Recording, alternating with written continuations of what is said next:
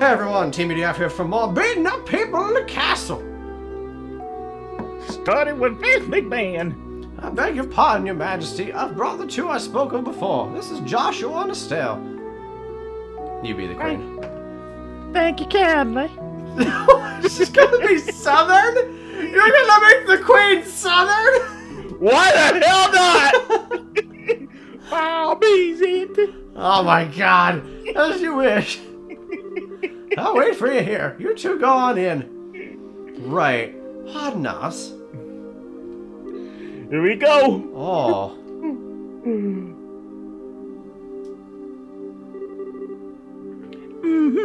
I bid you welcome. My name is Alicia Valdalose. She almost looked like, Shara from the back. I'm the 26th monarch of the Lynx and the Libu. I'm Estelle Bright. I'm a junior bracer of the Bracer Guild. And I'm Joshua Bright, of the same affiliation! It's a great honor to meet you, your majesty! Estelle and Joshua. I've been truly looking forward to meeting you both. I regret that I cannot offer you proper hospitality, but I have to prepare some of that southern hospitality tea. Please come in and sit and relax. It's bloody good tea! I say so, Professor Russell asked you to bring this here information. A pitch black ornament capable of negating all other orbital energies. And you said that the Colonel has acquired it? The professor told us you might have some idea of what he intends to do with it, your majesty. Can you tell us anything? But I have a vague idea. But I didn't even think that the Colonel knew of it. Perhaps I'm worrying about nothing. But even so. Excuse me, but what is this vague idea you have? I suppose there's no harm in telling you. Roughly 10 years ago, a massive orbital reaction was detected beneath Gransel. Professor Russell was the individual who came to investigate. Did this happen in the vicinity of the sewers?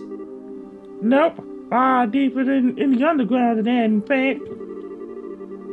Professor Russell was under the impression that it might have been a relic of the ancients that still functioned. Wow. So it was a bona fide artifact, then. Most artifacts I know have lost their function, like the mechanisms on top of the towers, and they make people forget everything. But every now and again, you see one that still functions, like Mayor Dalmore's family heirloom. You thought you could slip that by me, really? And something like that is beneath Gransel. So what does that tell us about the gospel? Maybe it could be used to halt the artifact's functions. Could it do that? Yes. However, we were unable to establish the nature of the artifact, or indeed why it was buried beneath the city. Maybe we kind of forgot about it, but it's beyond my imagination how the Colonel could know of its existence. Professor Russell's research on it was kept strictly confidential and off the record.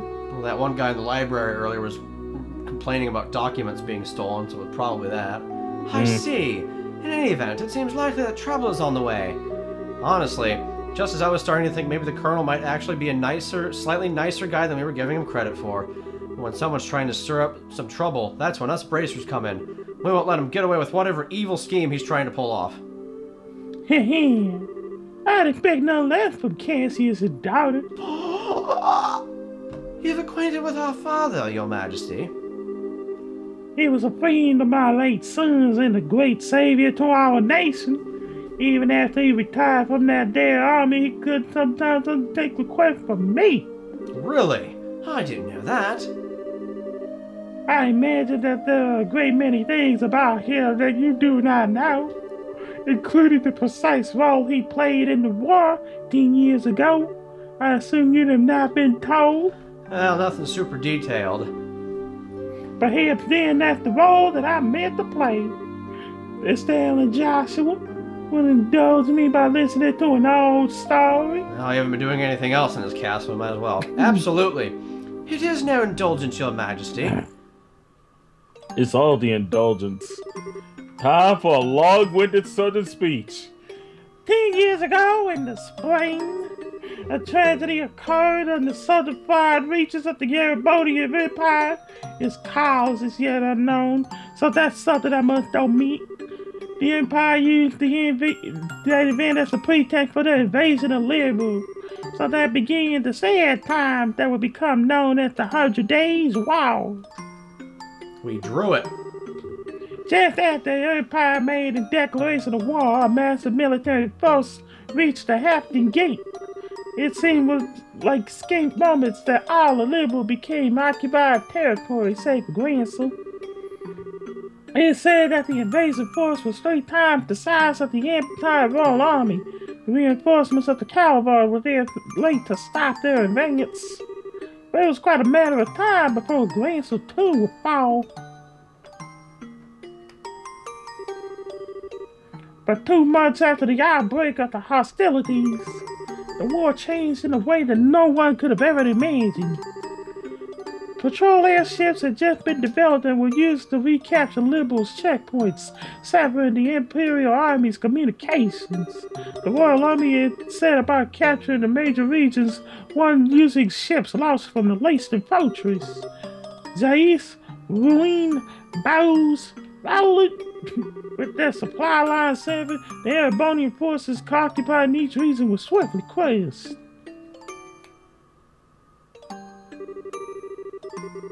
And the one behind this plan for a counteroffensive was none other than one Colonel Cassius Blythe. It was your father who was General Morgan's right-hand man at the time, as well as Colonel Reach's superior officer. Afterward, the intercession of the Bracer Guild and the Septian Church, the war was brought to end. But it was at that time that Cassius lost what he trusted most of all the world, his wife. She did. Lena, your mother Estelle. That clock tower was destroyed in the Imperial Army's vain attempts to hold back the counteroffensive. What followed, I am sure you know. Cassius would not even be able to stay by his wife's side in the final moments. No, I had no idea. And he believed that the military operation that he himself planned effectively caused her death. Blaming himself, he left the military that took up the path of the Bracer, all to stay with the one thing he had left, you. And this time he swore he'd be able to protect those he loved. Dad, that idiot. It wasn't his fault that Mom died. How could he even think that? His step. Yes, you are correct.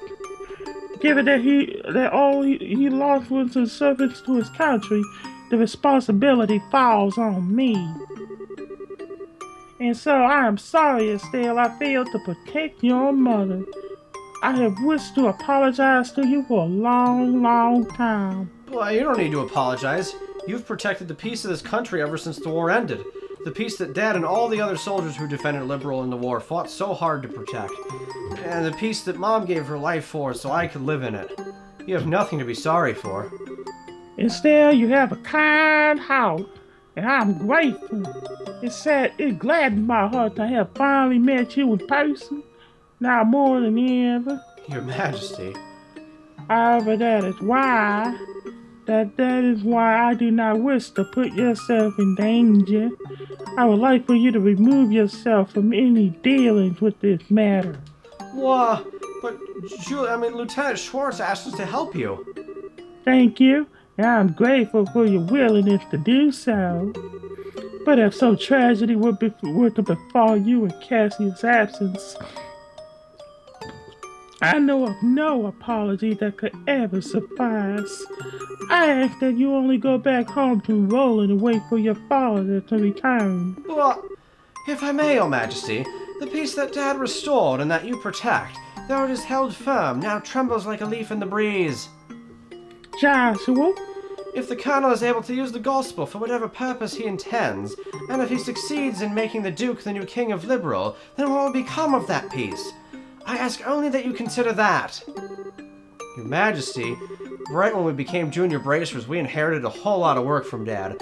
After the School Bandits incident, we got that letter in the package, and we've been running around all creation ever since. It feels to us like our dad's been nudging us in the back this whole time. That's why I want to defend peace, so that everyone we've met and everyone we care about can go on living secure and happy lives. Just like you, and just like Mom and Dad. I'm doing this because it's what I believe is right. and I really want to see it through. Estelle, it seems she was right about you. Huh? I too am ready. I would like for the two of you to carry my request to the Bracer Guild. Your Majesty, my liege, we will do whatever you ask. My request is for the Bracer Guild to rescue those being held captive by the Intelligence Division. Among them is my granddaughter Claudia. Aha, so the princess is being held captive somewhere. Yes, the coup d'etat started when I backed her as the successor to the throne. In other words, Duke Dunham was out of the running. Yes, though he is my nephew, he is possessed of a considerable number of character flaws. In brief, where he is lacking my granddaughter's sides. For the sake of this nation's future, I would have my granddaughter succeed me. Well, I don't actually know her, but I personally lead toward the idea that your judgment should really be trusted here. No matter the era, there will always be those who object strongly to a woman wielding political power, not to mention the memory of the invasion by a larger power is still relatively fresh. Some of them will perceive a succession of 2 consecutive queens to be a sign of weakness. It is hardly surprising that such a notion has taken root in the minds of some. Some, including Colonel Richard, I presume. Quite right. Gold man started slurping after my granddaughter. Claudia's pending succession to the throne caught him quite unawares. That, along with his passing of his information to the Duke of Nuts, is what led to this coup. This was all staged so that Liberal would become a strong military power, with the Colonel ruling from the shadows. I see. That finally lets us see the whole picture. So if Liberal became a militarized country, what would happen then? A great many things! Taxes would be levied to fill the war chest. Orbital weaponry would be developed with the express intent of causing havoc on a massive scale. A wide-ranging policy of conscription would be adopted, and no doubt contracting Jaeger Corps would be made legal, which is not the case at present. Oh no. Indeed, the Colonel has made very adamant requests that I enact such policies. I thought that such proposals were born out of genuine love for his country, but I never agreed that they were the right course of action to take. The Royal Army is not all that protects the land. We have worked hard to maintain the treaties with the other countries. Defending the nation goes hand in hand with the free cultural exchange and trade with all the other nations to the benefit of all. I feel the same way, Your Majesty. Yeah, it makes sense to me. The Colonel, however, finds such notions to be womanly and foolishly idealistic, and so he demanded that I abdicate the throne in exchange for Claudia's safe return. Many people have had family members taken in to ensure that they would not dare oppose the Colonel. But I am the Queen, and I would not allow all that I love about my country to be destroyed simply because of blood ties. Still, she is my only granddaughter. I simply cannot allow her to die. Your Majesty, please try to relax. We here and comply with your request. We'll see to it that the princess is rescued from those who have imprisoned her. Thank you, both of you. And with that reassurance, I can do all I can to oppose the Colonel's demands. Have you any other requests, Your Majesty? The gospel still has to be dealt with, and I don't think we should just leave you here. I appreciate your sentiment, Estelle, but the present state of affairs is not contingent upon my freedom or imprisonment. The gospel shall continue to weigh heavily on my mind for a great many reasons. For my part, I will attempt to ascertain the Colonel's true intentions with it. He wants to put your head on a platter. Ah, what a totally awesome person. Super nice, but with a seriously strong will. I hope I'm even 1/10 that cool when I get older. Cool? Did you really just call the Queen that? Still, she definitely has what it takes to govern a whole country. Yeah, I really want to stop this coup thingy and help her. That's definitely outside of Bracer jurisdiction. Now, first things first, we'll do whatever we can. Right. You know I'm still freaking out about what the Queen told us about Dad. I wonder if she's got any more tidbits she'd be willing to share. Estelle and Joshua, have you finished changing? Oh, yeah. that we should really return to the waiting room at once. It's already after 11 o'clock. Actually, it's almost midnight. Whoa, is it really that late? The Queen spoke with us for a long time. If we stay any longer, it's apt to make the guards suspicious, and they'll call the police.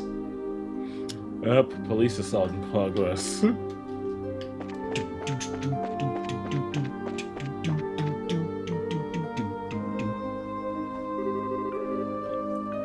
Are you going home for the day, Miss Hilda? Yes, I believe so. And if you give me any flack, I'm gonna punch you right in the face. Just be sure not to do Her Majesty any further discourtesy. That's not fair. But please relax, we are patriots to the core. That's good to hear. Now I believe that we shall be on our way. Pardon me. By your leave. By the way, ladies. Huh? I don't think we ever got your names. May we ask them? Alright. What do you think, Jubbzy? Well, we can't, wait, do I say... I don't think we should say Lena or anything. We could probably say, Dorothy, maybe? I don't know. That's a very modern name. Wait, that doesn't sound right for you. Ain't that the truth? How about you, miss? You may call me Karen. Karen, you say? Now that's a pretty name. You're too kind, sir. I'm rather fond of it myself. Are you now? Away with the special law. With the special law. My name is... I think that's just about enough. I sense an ulterior motive at work. No, I mean, it's not from us. At least it's not from us. But please be safe on your way home. That's right. I'm gonna smack you and throw you right off the roof. You see this down here? This is where the Queen comes to address the public. Right off you go. Right off the side, head first, with your arms tied behind your back. You're gonna flop on the ground like a fish when I'm finished with you. I don't think they'll even be able to flop by the time they hit the ground. I took it and threw it on the ground. Whoop. Well, aren't you, Mr. Popularity? It was like their eyes all changed when you told them your name. Hey, it was not. I didn't see you shying away from joining in on the conversation. Sure, but that doesn't mean I wasn't nervous. Lost all my confidence there. Eh? What's all the noise about? Oh God, it's the Duke of Nuts! Oh, Duke Johnnin. Is the lady of the court. Hey, you maids, you don't look familiar. These are two of the new hires who I'm instructing. This is Dorothy and that's Karen. They're still quite inexperienced, so I'm giving them some extra training time.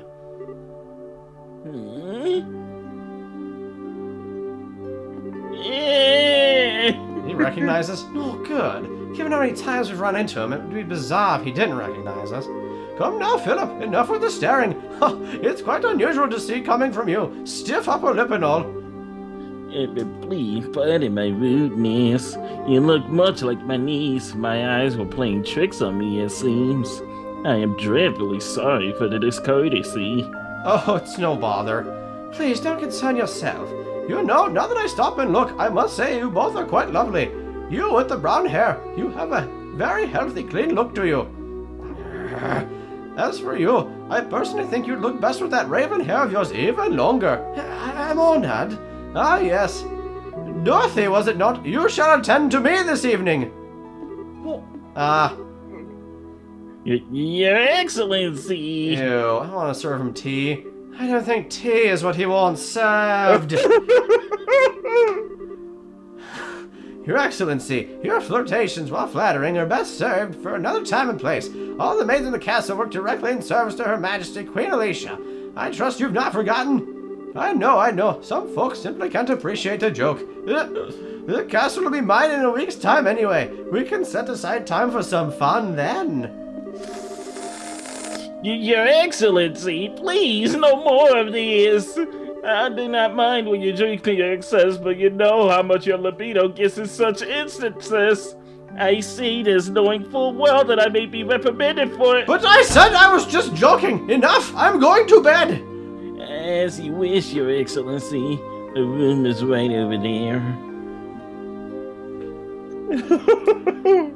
Thanks for watching, everyone. Bye! Whoa. Shut up, timer!